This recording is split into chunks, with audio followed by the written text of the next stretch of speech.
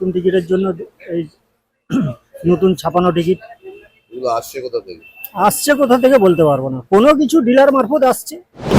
আপনার চেরাপুঞ্জিটা উঠেছিল, ঠিক আছে, বা এখন ওই চেরাপুঞ্জির দরুন আমাদের এই টিকিট বিক্রি করতে যথেষ্ট প্রবলেম হতো।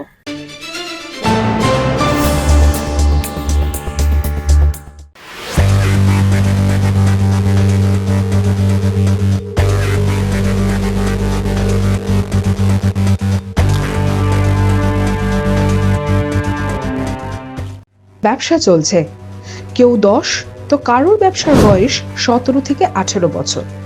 কেউ ঘুরে ঘুরে ব্যবসা করেন, কেউ আবার সাইকেলে। এদের মধ্যে অনেকেই আবার নতুন ব্যবসা শুরু করেছেন।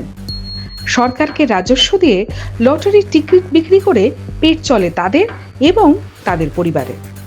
হঠাৎই সেই ব্যবসায় নজর লাগাতে হাজির নতুন জাল টিকিট। এই জাল টিকিটের ধাক্কায় ব্যবসা মার খাচ্ছে তো বটেই, ব্যবসা একেবারে বন্ধ করে দিতে হয়েছে।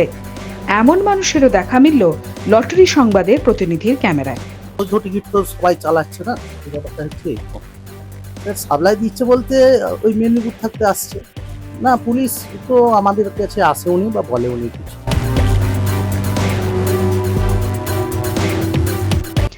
একজন বললেন পুলিশ আসে, তবে পুলিশের কাছে যেহেতু সঠিক কোনো তথ্য থাকে না, তাই তাদের দোষ দিয়ে লাভ নেই।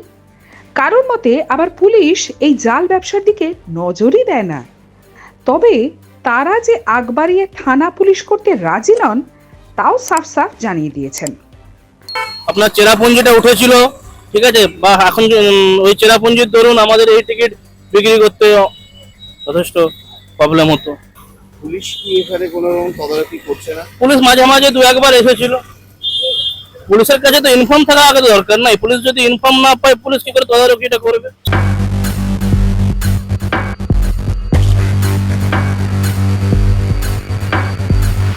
তবে একটা কথা ঠিক, জালের গেরোয় পড়ে ব্যবসা চালাতে যতই অসুবিধে হোক না কেন, শুধুমাত্র কিছু পয়সা মুনাফার জন্য তারা এই অবৈধ ব্যবসার ফাঁদে পড়বেন না, এই কথা বলতেও একটু কুণ্ঠিত নন লটারি টিকিট বিক্রেতারা।